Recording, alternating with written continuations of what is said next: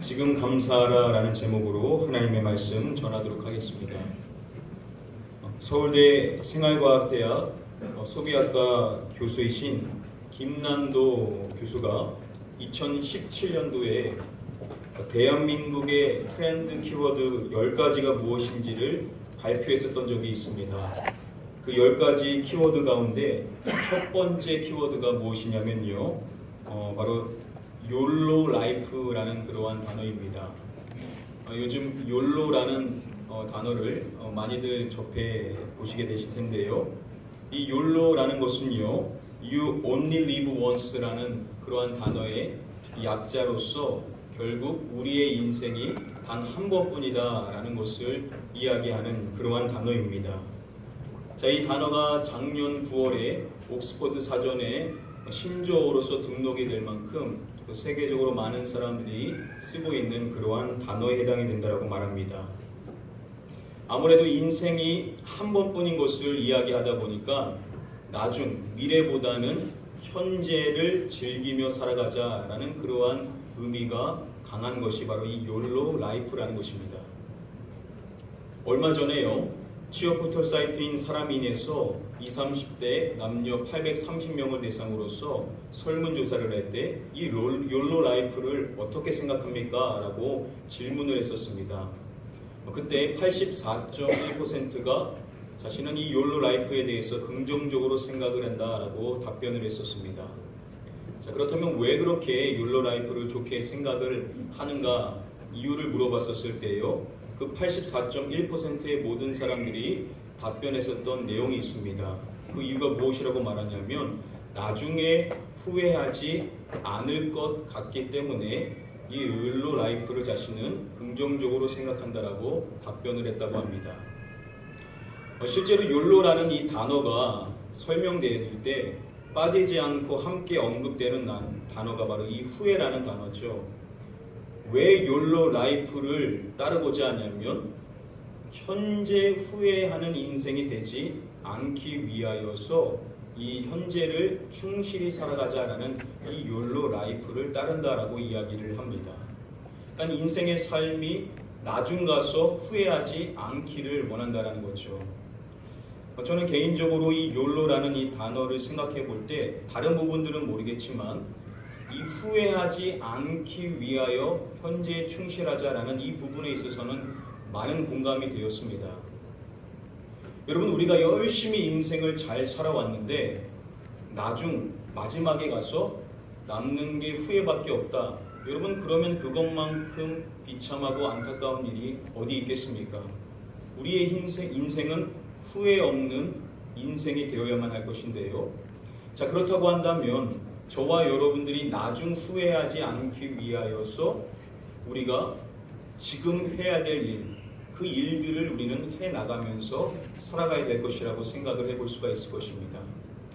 여러분, 사람들이 보편적으로 지금 하지 않아서 나중에 후회하게 되는 일들이 무엇이 있을 것이라고 생각을 하십니까?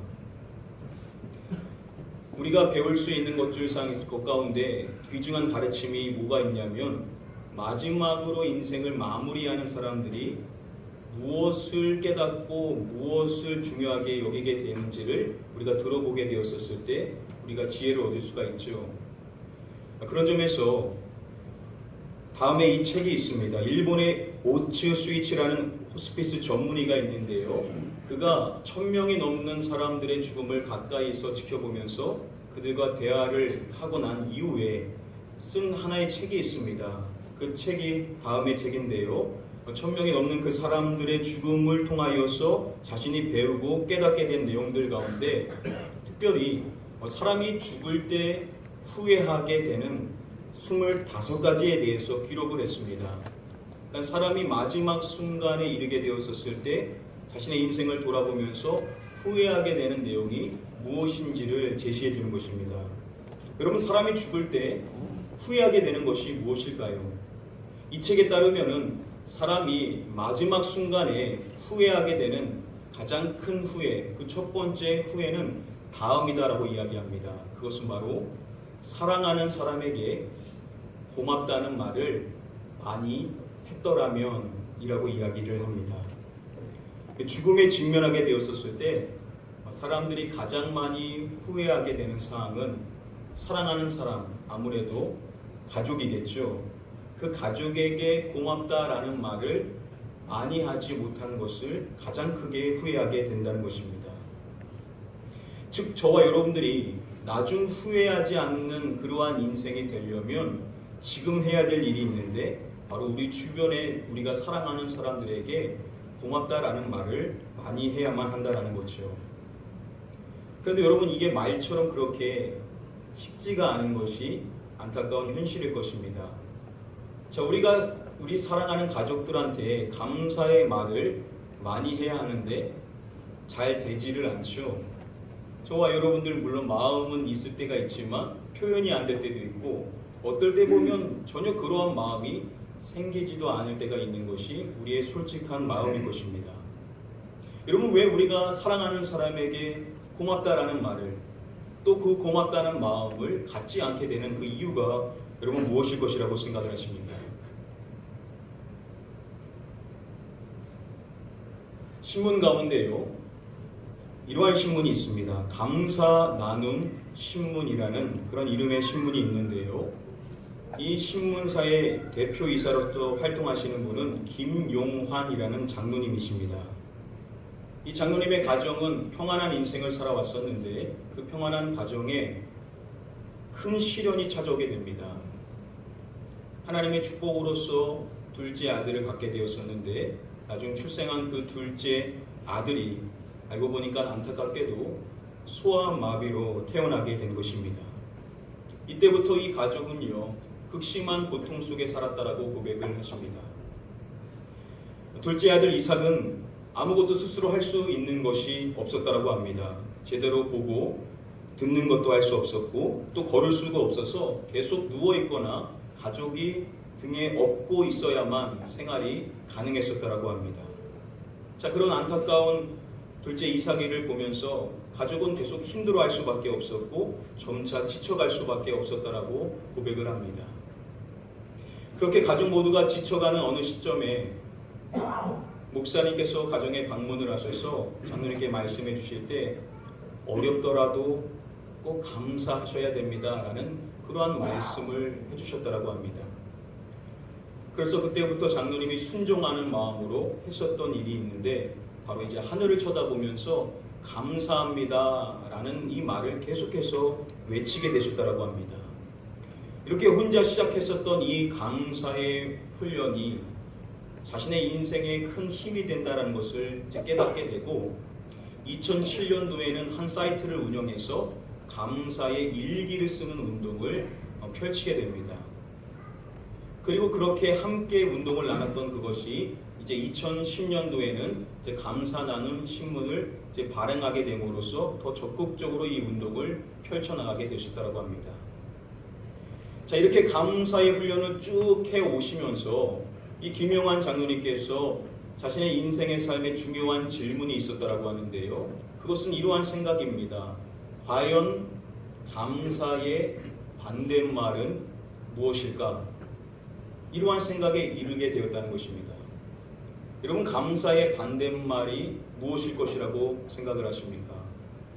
여러 가지로 생각해 볼 수 있지만 이 김용환 장로님은 감사의 반대말은 다음의 말이다라고 말씀을 하셨습니다. 바로 당연하다라는 말이 감사의 반대말이다라고 그렇게 생각을 하게 되었다는 것입니다. 감사하면 뭘 안 하게 되냐? 당연하다라고 생각을 하면 무엇을 안 하게 되냐? 바로 감사를 하지 않게 된다는 거죠. 여러분 그렇지 않습니까? 우리의 인생의 삶을 돌아보면 우리가 많은 혜택을 누리며 과거보다 훨씬 더 윤택한 삶을 살아가는데 그 혜택을 당연하게 여기면 모두가 누리는 그냥 특별한 것이 아니라고 우리가 생각을 하면 우리가 감사하지 않게 되죠. 아무리 큰 은혜를 누린다 해도 그게 나에게 마땅한 것이다, 나에게 당연한 것이다 라고 사람이 여기게 되면 그때부터 감사를 잃어버리게 된다는 겁니다. 여러분 바로 이게 사람이 인생의 마지막에 후회하게 될 수밖에 없는 사랑하는 사람임에도 불구하고 고맙다라는 말을 하지 않게 되는 그러한 이유가 아니겠습니까? 우리가 가장 당연하게 여기는 존재가 누구냐면 바로 우리 곁에 있는 가족이죠. 생각해보면 가장 고마운 존재이지만 왜 감사하지 않느냐, 왜 고맙다는 말을 하지 않느냐면 우리는 그러한 존재를 마땅한 존재로, 당연히 내 곁에 있어야만 하는 그러한 당연한 존재로 여기다 보니까 우리가 충분히 감사하지 않게 된다는 겁니다. 그래서 안타깝게도 계속 감사하지 않고 미루다가 마지막 순간에 이르게 돼서 결국 후회할 수밖에 없는 그러한 상황에 이르게 된다는 거죠. 이것이 우리의 안타까운 현실인데, 개인적으로 이 후회라는 것을 묵상하면서 저는 그러한 생각을 하게 되었습니다. 우리가 사람에게 고맙다라는 말을 하지 않은 것을 인생의 마지막에 후회하게 되지만, 생각해보면 우리가 신앙인으로서, 믿는 자로서 우리가 가장 큰 감사의 마음을 품고 감사의 고백을 드려야 되실 분은 누구겠습니까? 사실 하나님이시죠. 이것은 우리가 신앙적으로도 후회하게 될 수 있는 상황이 될 수가 있다라는 생각을 하게 되었습니다. 성경은요, 하나님이 우리를 창조하신 목적이 무엇인지를 이렇게 이야기를 합니다. 우리 다음의 말씀을 같이 한번 읽어보겠습니다. 내 이름으로 불려지는 모든 자, 곧 내가 내 영광을 위하여 창조한 자를 오게 하라. 그를 내가 지었고 그를 내가 만들어냅니다. 중간에 보시면 이렇게 이야기하죠. 내가 내 영광을 위하여 창조한 자라고 말씀해 주십니다. 자, 여기서 영광이라고 번역이 된 이 히브리어 단어인 카보드라는 이 단어는 성경에서 영광 또는 영화라고 그렇게 번역이 되는 단어입니다. 우리가 지음받은 그 목적이 무엇이냐면 하나님의 영광을 위해서, 하나님을 영화롭게 해드리기 위하여서 우리는 지음받은 존재다라고 성경은 이야기를 해줍니다. 자, 그러한 저와 여러분들이 어떻게 하나님을 영화롭게 할 수 있는지 그 중요한 방법을 일러주는 그러한 시편의 말씀이 있습니다. 다음의 말씀 보시면은 무엇으로 제사를 드리는 자가 나를 영화롭게 하나니라고 말씀해 줍니다. 자, 제사를 드리는 자가 하나님을 영화롭게 할 수 있다라고 이야기를 해주는 것인데요. 중요한 것은 서두에 무엇으로 제사를 드리는 자라고 말씀해 주냐면 바로 이렇게 말합니다. 감사로 제사를 드리는 자라고 이야기를 해줍니다. 저와 여러분들에게 감사가 있어야만 우리는 하나님을 영화롭게 할 수가 있다라고 이야기를 해주고 있는 것이죠. 하나님을 영화롭게 하는 것은요, 해도 되고 안 해도 되는 문제가 아닙니다. 이것은 우리가 하나님께로부터 지음받은 그러한 창조의 목적이기 때문에 우리는 반드시 이 일을 행하며 인생을 살아가야 되는데, 그렇게 우리의 창조의 목적대로 하나님을 영화롭게 해드리기 위해서 우리에게 반드시 있어야 될 그것이 무엇이냐면 바로 하나님을 향한 감사라는 것이죠. 이 감사가 있어야만 우리는 하나님을 영화롭게 해드릴 수가 있다. 창조의 목적을 이루며 인생을 살아갈 수 있다 라고 이야기하는 것을 봤었을 때 저와 여러분들에게는 반드시 하나님을 향한 감사의 마음이 있고 그 감사를 날마다 고백하는 자가 되어야만 될 줄 믿습니다.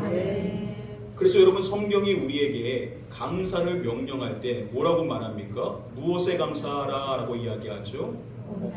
범사에 감사하라 라고 이야기하죠. 한두 가지 할 수 있는 것에 감사하라 라고 말하는 것이 아니라 모든 일에 감사하라 라고 말씀해 주시면서 바로 이것이 저와 여러분들을 향하신 하나님의 뜻이니라 라고 이야기를 해줍니다.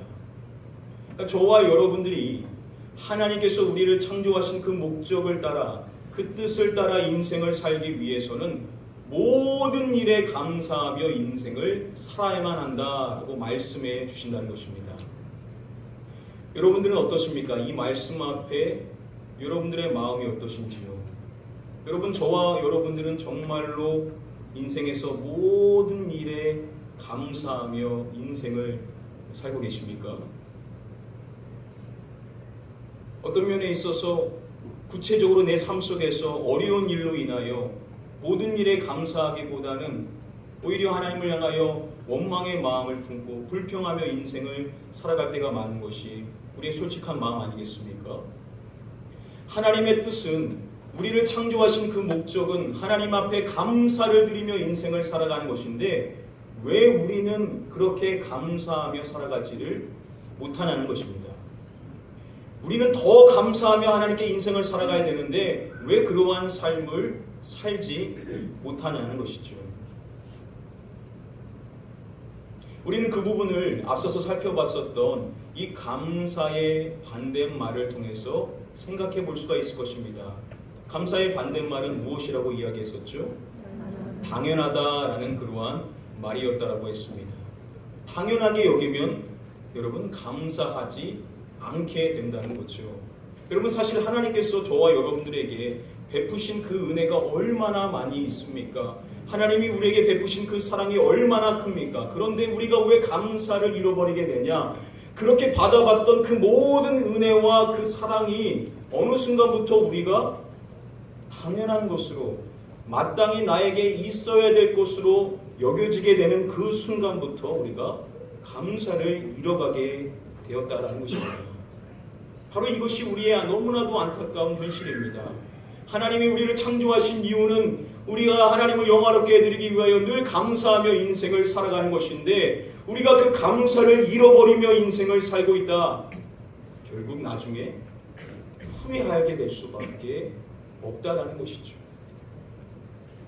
그래서 우리가 지금 감사를 회복하여 지금부터 감사를 해야 되는데 그렇다면 어떻게 우리가 이 문제를 풀어나갈 것인가?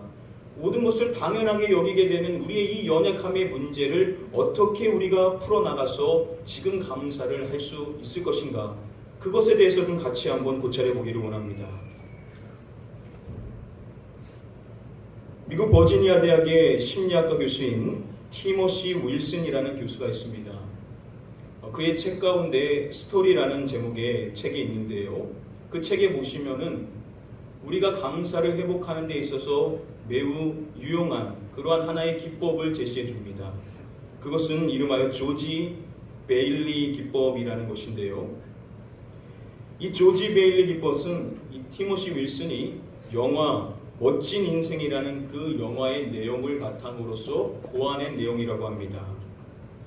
그 영화의 남자 주인공의 이름이 조지 베일리입니다. 시간 관계상 영화의 내용은 생략을 하고요. 이 기법을 설명해 줄 때 이 티모시 윌슨이 행해졌었던 하나의 실험을 소개해 줍니다. 이 실험은 행복한 여러 부부들을 초청해서 그들에게 실험을 했었던 내용인데요. 이러한 내용입니다. 한 그룹의 부부들에게는요, 생각을 할 때 뭘 생각하라고 이야기하냐면 지금의 배우자와 어떻게 연애를 시작해서 또 결혼까지 하게 되었는가, 이 부분에 대해서 생각을 해보라 라고 이야기를 해줍니다. 그리고 또 다른 그룹에게는요, 지금의 배우자와 결혼하지 않았더라면 일어났을지도 모르는 일들에 대해서 생각을 해보라 라고 이야기를 해줬습니다.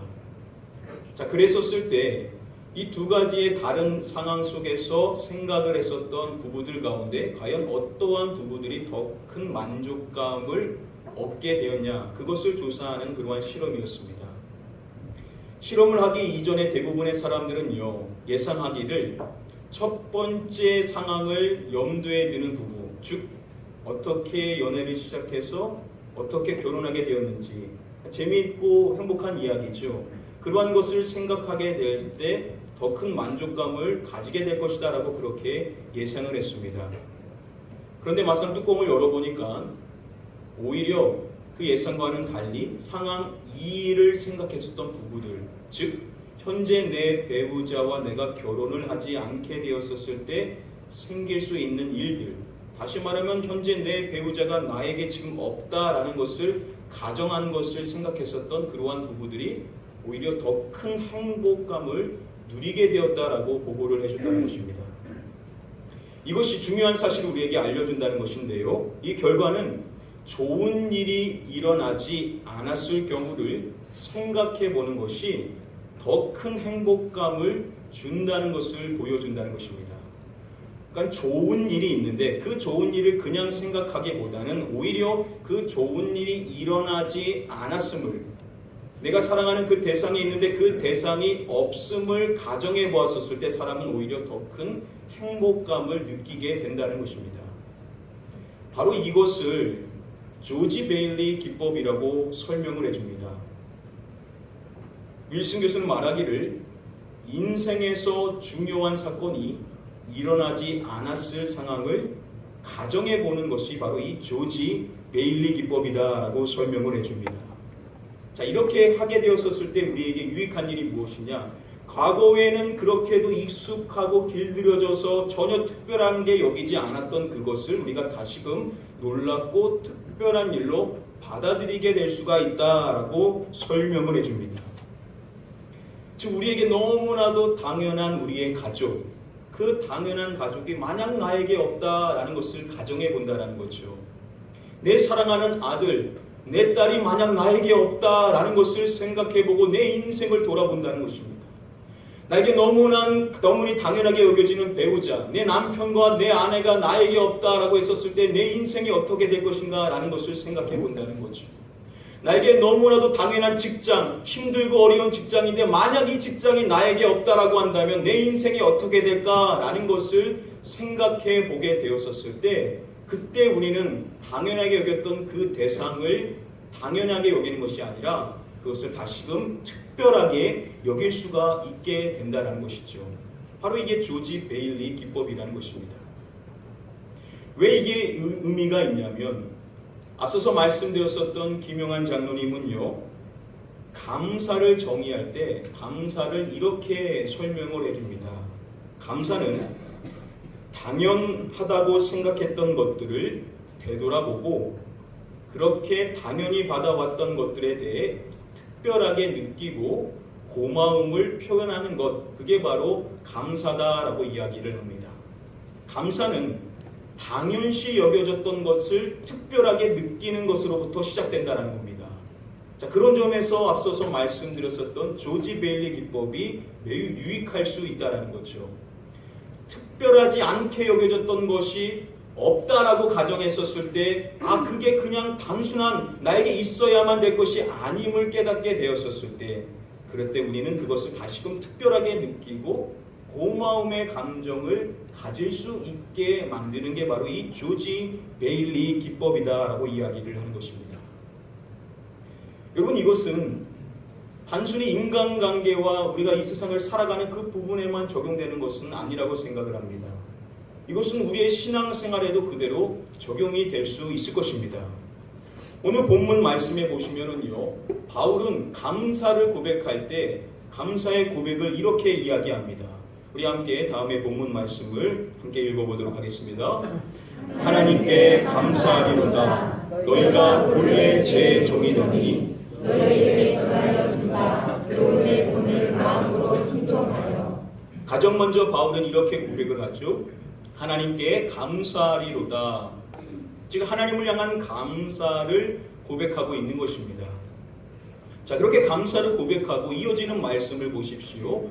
바울은 뭐라고 말하냐면 너희가 본래 죄의 종이더니라고 이야기를 합니다. 그들은 과거에 예수 그리스도를 믿지 않아 죄에 빠져 인생을 살아갈 수밖에 없는 죄의 노예였다라는 것입니다.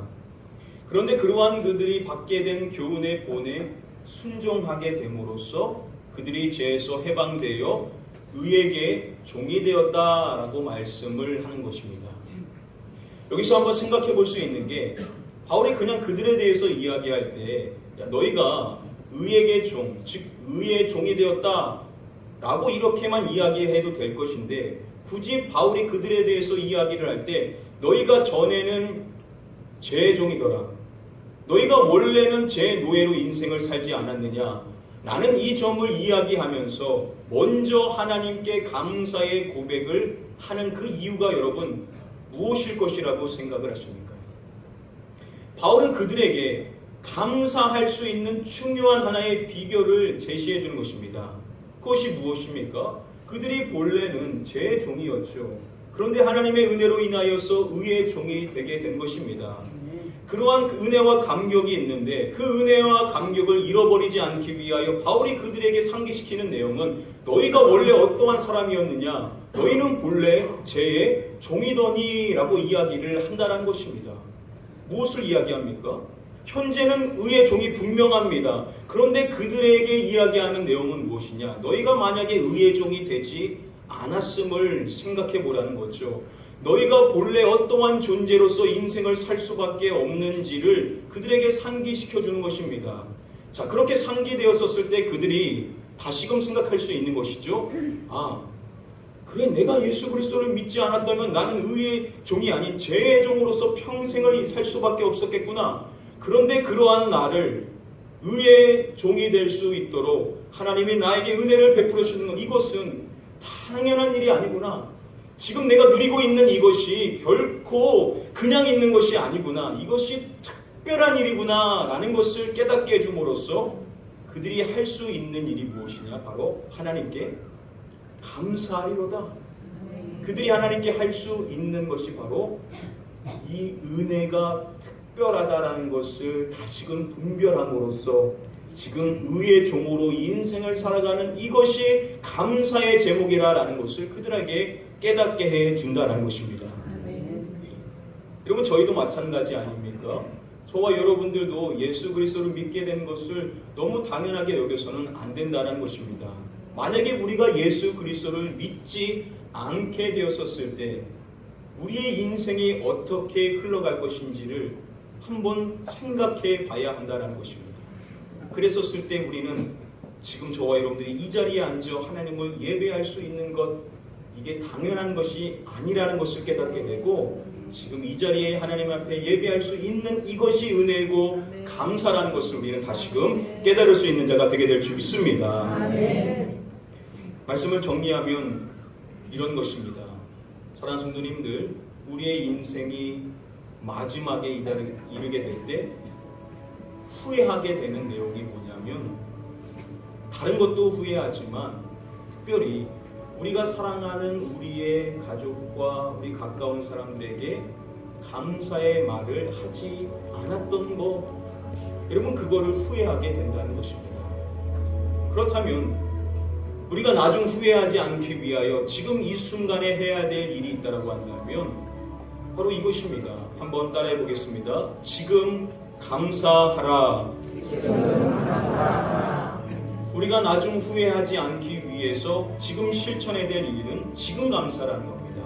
나중에 어떠한 일이 이루어졌을 때 감사할 것이 아니라 지금 현재에 감사하며 우리 주변에 있는 사람들에게 그 감사의 마음을 표현해야만 하는 것인데 좀처럼 그게 잘 되지를 않는다는 거죠. 그래서 우리가 지혜롭게 실천해 볼 수 있는 사항이 바로 조지 베일리 기법이라는 것입니다.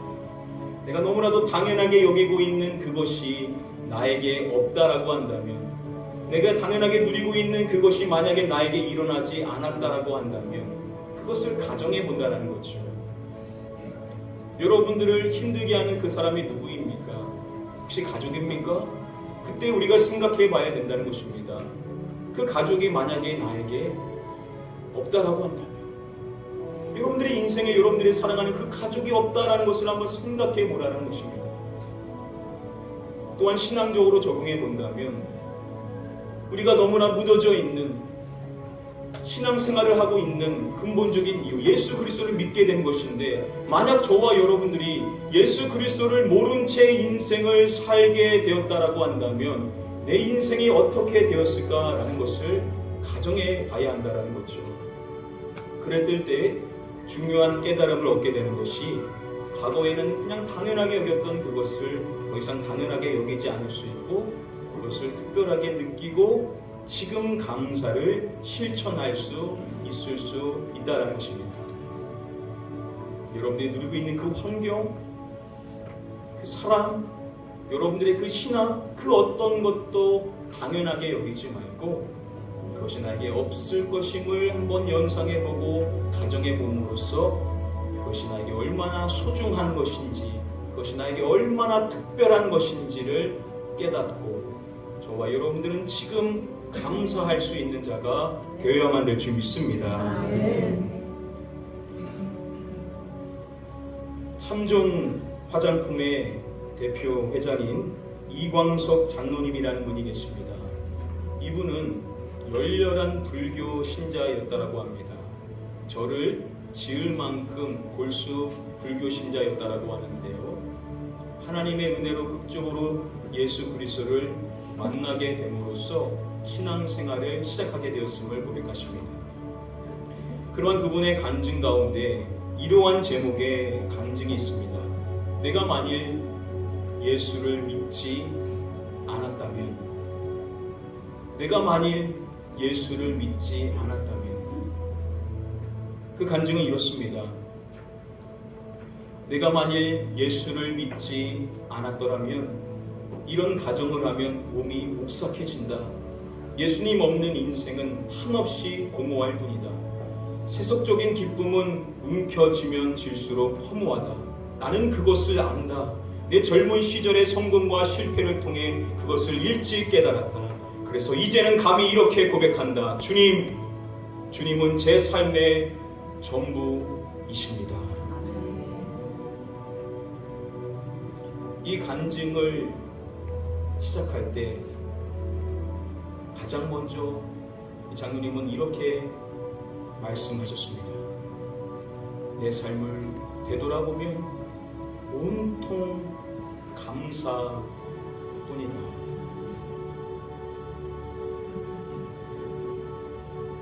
사랑하는 성도님들, 저와 여러분들이 다른 게 다 없어도 만일 내가 예수 그리스도를 믿지 않았다라고 한다면 그 하나의 가정만으로도 우리는 모든 것이 감사한 것임을 깨달을 수 있고, 나중이 아닌 지금 감사할 수 있는 그러한 성도가 되게 될 줄 믿습니다. 아멘. 사랑하는 성도님들, 그 어떤 것도 당연시 여기지 마시고, 내가 지금 이 자리에 앉아있는 것도 당연히 여기지 마시고, 내가 예수 그리스도를 계속해서 믿어나가는 것도 당연히 여기지 마시고, 여러분들의 사랑하는 그 가족도 당연히 여기지 마시고, 모든 것을 특별하게 여기심으로써 범사에 감사하실 수 있는 저와 여러분들 되게 되시기를 주님의 이름으로 간절히 축복하며 축원드립니다. 우리 시간에 같이 한번 기도하도록 하겠습니다. 하나님, 우리의 인생에 다시금 감사가 회복될 수 있기를 원합니다. 그 어떤 것도 당연하게 여기지 않게 해주시옵시고, 만일 그것이 나에게 없다라고 가정해봤습니다. 그것이 얼마나 나에게 소중한 것인지를 절실히 깨닫게 됨으로써 모든 것을 특별한 것으로 은혜로 여기게 되므로 우리 모든 사람들에게 감사하고 또 주님께 날마다 감사하며 살아갈 수 있는 그러한 삶이 되게 해달라고 우리 같이 한번 우리의 신앙을 위해서 함께 통성으로 기도하도록 하겠습니다. 기도합니다. 아버지 하나님, 이 시간 우리의 신앙 가운데 가장 중요한 감사의 신앙을 회복할 수 있기를 원합니다. 하나님, 범사에 감사하라 말씀하셨는데 감사로 제사를 드리는 자가 나를 영화롭게 한다 말씀하셨는데, 하나님 얼마나 주님 앞에 감사의 고백을 드리며 인생을 살고 있는지, 하나님 감사를 잃었다라고 한다면 다시금 하나님이 나에게 베푸신 그 모든 것들이 결코 나에게 마땅한 것이 아니었음을 깨닫기를 원합니다. 내 주변에 주님이 붙여주신 그 모든 사람들이 나에게 마땅한 존재가 아님을 알게 하시고, 그 모든 사람들이, 그 모든 환경이, 내가 누리고 있는 그 모든 것이 하나님의 은혜요 감사의 제목임을 다시금 깨달음으로 말미암아 범사에 감사하는 그런 인생의 삶이 될 수 있기를 원합니다. 이전에는 가는게 우리 모든 성도들 모두가 이 감사의 신앙을 회복하게 됨으로 말미암아 어떤 환경에 있든지 간에 예수 그리스도를 믿게 된 그 이유 하나만으로 범사의 감사를 실천하며 나중이 아닌 지금 감사할 수 있는 복된 심령이 될 수 있도록 인도하여 주시옵소서.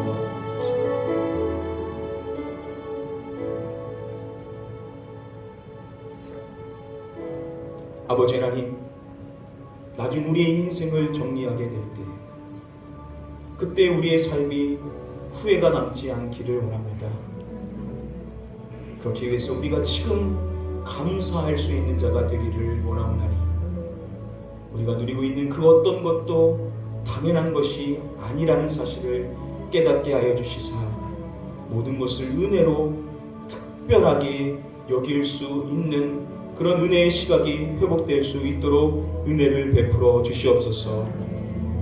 무엇보다도 내가 예수 그리스도를 믿게 된 그것이 기적 중에 기적이요, 가장 큰 은혜요, 지금 내가 날마다 감사할 수 있는 제목이라는 사실을 다시금 깨달음으로 말미암아 어떠한 환경 속에 놓여 있든지 간에 지금 감사를 실천할 수 있는 우리 가나안교회 모든 성도들이 다 될 수 있도록 인도하여 주시옵소서.